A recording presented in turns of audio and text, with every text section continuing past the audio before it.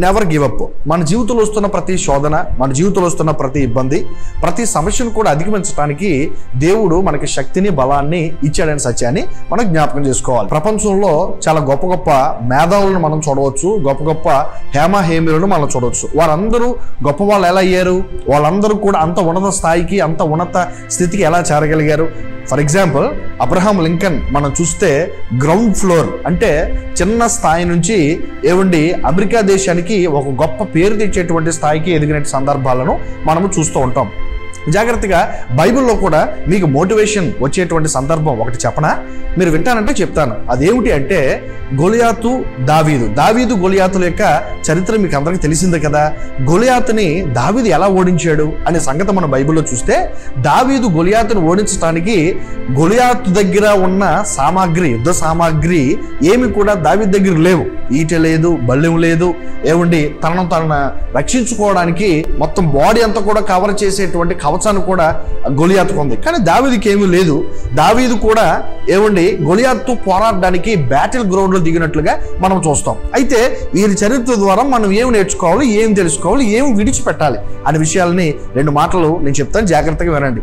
దావీదు చిన్న బాలుడు, గొలియాతు చూస్తే యోధుడు, చాలా పరాక్రమశాలి, యుద్ధంలో నిపుణత కలిగినటువంటి వ్యక్తి గొలియాతు. గతంలో కూడా దావీదు గొలియాతుల గురించినటువంటి వివరణ ఎవిడెన్స్ తో సహా మన ఛానల్ ఇవ్వడం జరిగింది. ఒకవేళ ఎవరైనా మిస్ అయ్యి ఉంటే దయచేసి ఆ వీడియోని చూడండి. ఇంకా మీకు చాలా డీప్గా, లోతుగా అర్థం చేసుకోవడానికి అవకాశం అనేది ఉంటుంది. జాగ్రత్తగా మీకు ప్రోత్సాహకరంగా ఎందుకు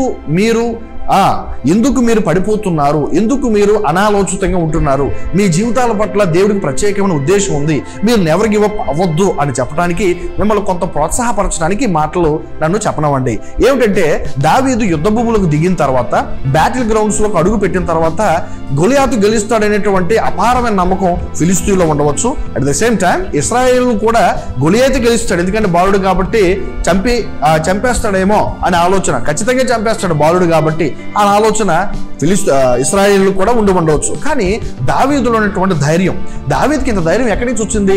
దావీదు ఇంత బలవంతుడు ఎలా అయ్యాడు? దావీదుకి ఇంత ధైర్యం ఎవరు ఇచ్చారు? యుద్ధంలో తలపడడం పక్కన పెడితే, యుద్ధంలో అడుగు పెట్టడమే, ఆ మైదానంలో అడుగు పెట్టడమే ఎంతో ధైర్యంతో కూడిందనే విషయాన్ని మనం జ్ఞాపకం చేసుకోవాలి. అట్ ద సేమ్ టైం అదే సమయంలో మనం జ్ఞాపకం చేసుకుంటే, పోరాడడానికి, యోధుడితో పోరాడడానికి, ఆ యుద్ధంలో జయించడానికి, ఈ యుద్ధం యెహోవాదే, ఖచ్చితంగా గొలియాతుని ఈరోజు దేవుడు నాకు అప్పగిస్తాడనేటువంటి ఒక ధైర్యంతో, ఒక ఛాలెంజ్తో, ఒక సవాలుతో గొలియాతుని ఓడించడానికి బరిలో దిగినటువంటి దావీదు వెంటనే గొలియాతుని చంపినట్లుగా మనం చూస్తాం. దీని వెనకాల పెద్ద చరిత్ర ఉందనుకోండి, మనం బైబిల్ గ్రంథంలో చూస్తాం. ఎందుకు ఈ మాటలు మీకు చెప్పాల్సిన అవసరం వచ్చిందంటే, దావీదు చిన్నవాడు కావచ్చు, బాలుడే కావచ్చు, కానీ దావీదు పక్షాన ఉన్నవాడు జీవము కలిగిన దేవుడు అని ఆయన మాటల్లోనే చెప్పాడు కదా, మన బైబిల్లో చూస్తున్నాం. అయితే దావీదు గొలియాతును ఓడించడానికి దావీదు దేవుడి మీద ఆధారపడ్డాడు, దేవుడి మీద డిపెండ్ అయ్యాడు, దేవుడి వైపు చూశాడు. దేవుడు కొరకు జీవించటానికి, ప్రభువా ఈ రోజు ఖచ్చితంగా ఈ గొలియాతును నేను మట్టి కరిపించాలి, ఇశ్రాయేలు ఘన విజయం నువ్వు తీసుకొని రావాలి ప్రభువా అని ప్రార్థించాడు. అనే విశ్వాసంతో, అచంచలమైన విశ్వాసంతో ప్రభు మీద ఆధారపడ్డాడు. కాబట్టి దావీదు ఒక చిన్న రాయితో ఏం చేశాడంటే గొలియాతుని, అంత పెద్ద ఆజానుభావుడు కూడా, యుద్ధ నిపుణతలు కలిగినోడు కూడా, నైపుణ్యత కలిగినోడు కూడా బోర్ల పడేటట్లుగా చేయగలిగాడు. కారణం ఏంటంటే దట్స్ ఫెయిత్. అది విశ్వాసంతో కూడినటువంటి, దేవుడి మీద అపారమైన నమ్మకం, అపారమైనటువంటి విశ్వాసంతో ఆయన ముందుకు అడిగేశాడు. కాబట్టి దావీదును దేవుడు విడిచిపెట్టలేదు. ఇదంతా ఈ ప్రోత్సాహకరమైన మాటలు ఎందుకో తెలుసా? నిన్ను ప్రోత్సాహపరచడానికే, నిన్ను బలపరచడానికే, నిన్ను ధైర్యపరచడానికే. ఎందుకో తెలుసా? మన దేవుడి వైపు మనం చూస్తే, మన దేవుడి మీద మనం ఆధారపడితే, మన దేవుడి కొరకు మనం ఏ పనైనా చేయడానికి ప్రభువా నువ్వు ఉన్నావు అని ఆయన మీద ఆధారపడ మనం ముందుకు అడుగేస్తే, ఎంత పెద్ద యుద్ధమైనా, ఎంత పెద్ద పోరాటమైనా, ఎంత పెద్ద కష్టమైనా, ఎంత పెద్ద శ్రమ అయినా, ఎంత పెద్ద కన్నీటిలో అయినా చివరికి విజయం నీదే. కారణం ఏంటి తెలుసా? నీ పక్షాన ఉన్నవాడు, జాగ్రత్తగా నీ పక్షాన ఉన్నవాడు జయశీలుడు. యుద్ధంలో గొలియాతును మట్టి కనిపించిన దేవుడు ఈరోజు నీతో కూడా ఉండడానికి సత్యాన్ని గుర్తుపెట్టుకోవాలి. కాబట్టి ప్రతి పరిస్థితుల్లో దేవుడి మీద ఆధారపడండి, ప్రతి పరిస్థితుల్లో దేవుని వైపు చూడండి, ప్రతి పరిస్థితుల్లో దేవుడి కొరకు జీవించడానికి ఆశపడండి.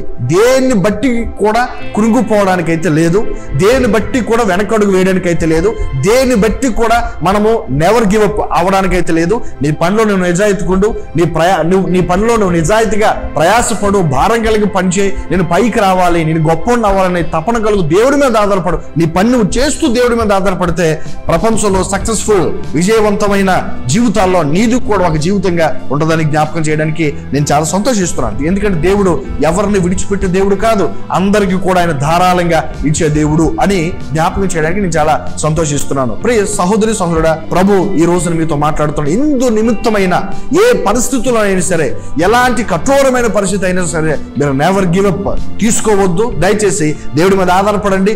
ప్రతి సవాళ్ళను ఎదుర్కోండి, ప్రతి కష్టాన్ని కూడా ఛాలెంజ్ గా తీసుకోండి.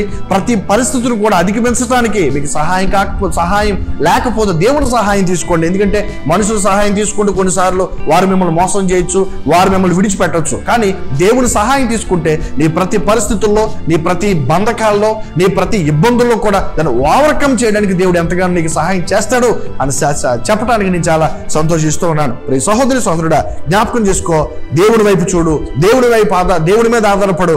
ఆయన మీద ఆధారపడిన వాడు, ఆయన మీద ఆడుకున్నవాడు, ఆయన కొరకు జీవించిన వాడు, ఆయన కొరకు జీవితాన్ని త్యాగం చేసిన వాడు, సాక్రిఫైస్ చేసిన వాడు, ఆయన వారిని చెయ్యి విడిచిపెట్టే చరిత్ర లేదు. దేవుని స్తోత్రం, హల్లెలూయా. కాబట్టి ఈరోజు ఆయన మీద ఆధారపడు. తప్పనిసరిగా నేను చెయ్యి పట్టుకొని నడిపించి, ఎక్కడైతే నీ తల దించబడిందో, ఎక్కడైతే నువ్వు ఓడిపోయావో, ఎక్కడైతే నువ్వు నీ బ్రతుకింతే అని ప్రజలు ద్వేషించి దూషించి నిన్ను వెలివేశారో, అక్కడే నీ తల పైకెత్తువాడుగా కాకుండా అనేక మందికి ప్రయోజనకరంగా నా ప్రభు నిన్ను చేయబోతూ ఉన్నాడు. కారణం ఏంటి తెలుసా?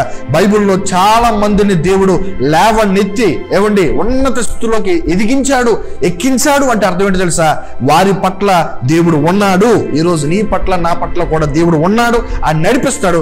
మనం నిజంగా ఆయన మీద నిజాయితీగా 100% ఆయన మీద ఆధారపడితే ఖచ్చితంగా గొప్ప అద్భుతమైనటువంటి కార్యాన్ని నీ జీవితంలో చూస్తాం. 2024 సంవత్సరం దేవుడు మనకి బహుమానం ఇచ్చాడు. దేవుడి మీద ఆధారపడడం నేర్చుకోండి. నెవర్ గివ్ అప్ అవ్వద్దు. గొలియాతు దావీదుల జీవితాన్ని చూడండి. గొలియాతు తన సొంత శక్తి మీద ఆధారపడితే, దావీదు దేవుని శక్తి మీద ఆధారపడ్డాడు, దేవుని వైపు చూశాడు, దేవుని కొరకు దేవుని యొక్క సహాయాన్ని తీసుకున్నాడు. కాబట్టి గొలియాతు లాంటి ఒక్కడు కాడు, ఎంతమంది వచ్చినా సరే ఓడించేటువంటి సమర్థుడైన దేవుడు దావీదు పక్షాన ఉన్నాడు. కాబట్టి అదే దేవుడు ఈరోజు నీ పక్షాన కూడా ఉన్నాడు. కాబట్టి మరి నువ్వు ఎవరి మీద ఆధారపడ్డావో ఒకసారి ఆలోచన చేయి. దేవుడి మాటలు దీవించును గాక. హల్లెలూయా.